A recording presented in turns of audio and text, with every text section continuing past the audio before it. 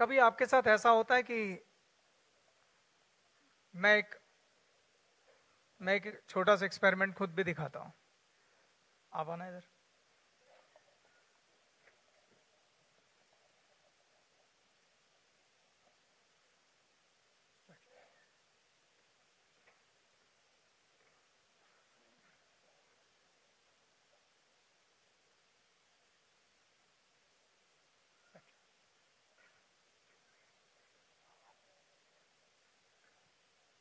और कैसे हो? बढ़िया।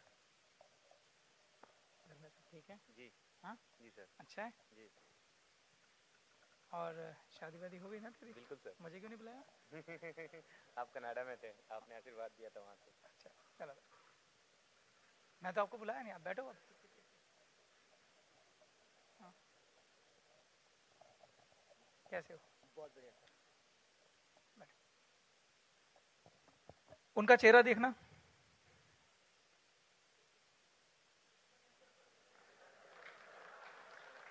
मेरे इमोशंस ट्रांसफर। अगर आप किसी से तकलीफ से जाके मिले, दुख से मिले, आप किसी शोक सभा में चले जाइए, बाहर मस्ती करते हुए आ रहे होंगे, आपको परवाह भी नहीं होगी कि किसी की डेथ हो गई है, लेकिन जैसे ही आप उस माहौल में जाते हैं तो जो हंसता हुआ भी आ रहा था, किसी को रोता देख के उसके आंसू भी निकल आते हैं। निकल आते हैं? निकल आते हैं कि नहीं निकल आते? कैसे निकल आए? वो तो दूर बैठा हुआ है। इमोशनल ऊर्जा ट्रेवल करती है। Please sit down. माफ करना यार, मैं तुम्हें ऐसे देखना नहीं चाहता था, मैं कुछ दिखाना चाहता था। प्लीज। इमोशनल ऊर्जा हमेशा ट्रेवल करती है। आपको कई बार लगेगा कि किसी व्यक्ति से मिले और आपको उस पर गुस्सा आने लग गया। कोई बात नहीं, कुछ नहीं, क्योंकि कोई ना कोई इमोशनल ऊर्जा आपके साथ एक्सचेंज हो रही है उसकी। और अब जो मैं समझाने वाला हूं वो आज के लेक्चर का क्रक्स है, निचोड़ है। इसको ध्यानपूर्वक सुनना। अगर आपको यह समझ में आ गया तो आप एक ऐसी यात्रा पे निकल पड़ेंगे जहां खुशियां सफलता के साथ आपका इंतजार करेंगी। और मैं इस बात की पर्सनल गारंटी लेता हूं कि अगर कोई इस मार्ग पे चले और धीरे धीरे इस पथ पे आगे बढ़े और उसके जीवन में दुखों की संख्या कम ना हो तो मुझे आके बता देना। ये आपकी प्रगति आप पर तय निर्भर करती है दोस्तों। हमारा जीवन विकल्प से भरा हुआ है। आप जब भी जीवन में चलेंगे आपके सामने विकल्प हमेशा होंगे, और आपकी आत्मा आपको हमेशा चेताएगी कि कौन सा विकल्प अच्छा है।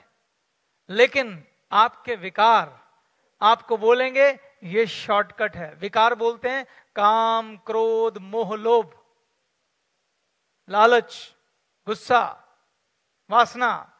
वो आपको हमेशा गलत तरफ ले जाने का प्रयास करेंगे। वही जगह है आपके पुरुषार्थ को दिखाने की। अगर आप सही मार्ग चुनेंगे आपको खुशियां मिलेंगी, अकेली सफलता नहीं मिलेगी, आपको अच्छा धन मिलेगा। वरना मैंने देखा लोग पैसा कमा लेते हैं, लेकिन जो सबसे प्यारी चीज जिसके लिए वो पैसा कमाते हैं वो कौन होती है? आपका परिवार, आपकी संतान। वो किए हुए विकार फिर वहां दिखाई देते हैं। फिर वो पैसा भी बोना दिखाई देता है, बेमानी दिखाई देता है। ये तकलीफें बड़ी खराब होती हैं, इसलिए विकारों से बचें दोस्तों। तो अब जो मैं कहने लगा हूं उसे ध्यान से सुनना। मुझे व्हाइट मार्कर चाहिए और कृपया बोर्ड के ऊपर फोकस करें, और black marker. Okay, thank you. मैं पहली बार आज आपको मोटिवेशनल स्पीच नहीं दे रहा हूं। मैं पहली बार आज आपको वो बता रहा हूं जो अभी अभी मुझे भी पता चला है। ध्यान से सुनिएगा इसको, क्योंकि मैंने भी इस यात्रा में कुछ खोया है, मैं नहीं चाहता कोई और खोए। ध्यान से सुनिएगा। थोड़ा मेरे हिसाब से ज्यादा ऊंचा नहीं है? कोई बात नहीं, कोई बात नहीं, बैठ बैठ बैठ। कोई नहीं, कोई नहीं। फोकस कर दीजिए इसके ऊपर, वहां दिखाई दे स्क्रीन के ऊपर। दोस्तों,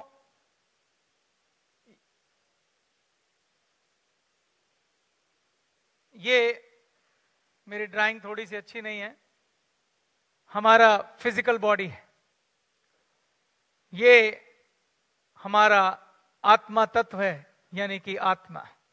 आपके दोनों भुवों के बीच ये आपकी आत्मा है।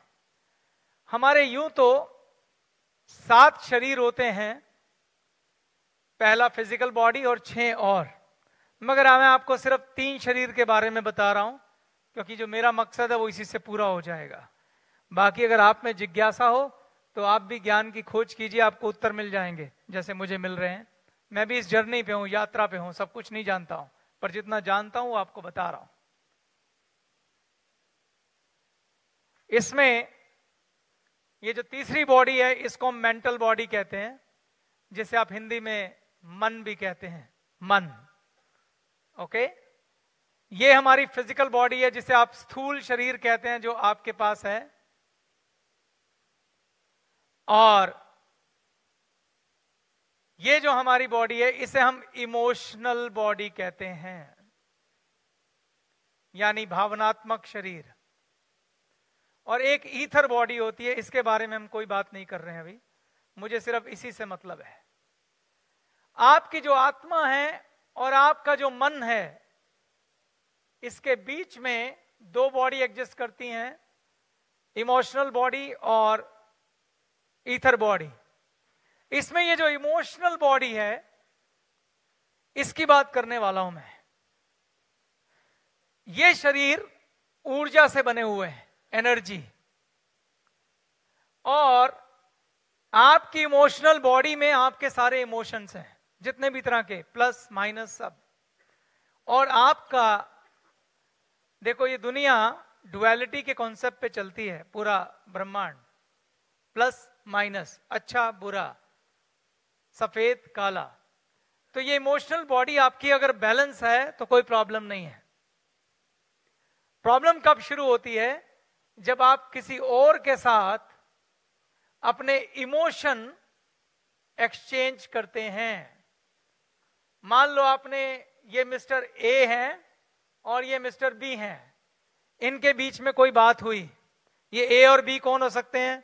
पति पत्नी हो सकते हैं, सास पत्नी हो सकते हैं, 2 दोस्त हो सकते हैं, 2 पार्टनर हो सकते हैं, भाई बहन हो सकते हैं, 2 दुश्मन हो सकते हैं, कोई भी हो सकता है। कस्टमर हो सकता है, आपका बिजनेस पार्टनर हो सकता है, आपका साथी डिस्ट्रीब्यूटर हो सकता है।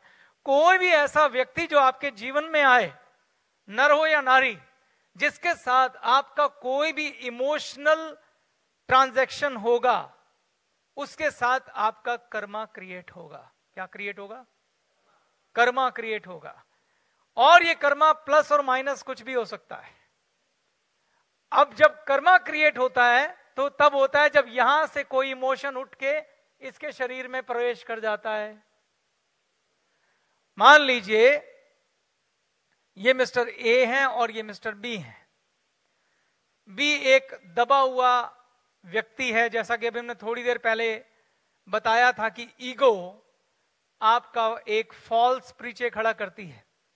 मान लीजिए ए एक शक्तिशाली व्यक्ति हैं, ताकतवर व्यक्ति, और मिस्टर बी एक कमजोर व्यक्ति हैं।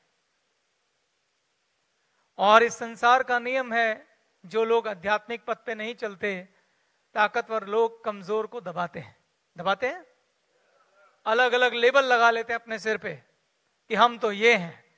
इसमें सब कुछ आ जाता है, जातिवाद भी आ जाता है, और उसके बाद कमजोर को दबाते हैं। जबकि सच्चाई में हम सबका एक इंट्रोडक्शन है, क्या है? हम आत्मा है। और जब ये ताकतवर व्यक्ति इस कमजोर के साथ कोई ट्रांजैक्शन करता है, कोई भी, मान लो बिजनेस ट्रांजैक्शन, मान लो ये इससे फसल ही खरीदने चला गया, ये किसान है, और इसने देखा कि मैं तो ताकतवर हूं और ये कमजोर है, मैं इसे दबा सकता हूं, और इस व्यक्ति से इसने ये फसल खरीदी उस भाव जिस पे कमजोर ने मजबूरी में बेचा। किसमें बेचा?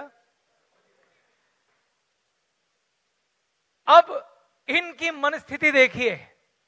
इसने जब इससे फसल खरीदी तो इसमें एक इमोशन जाग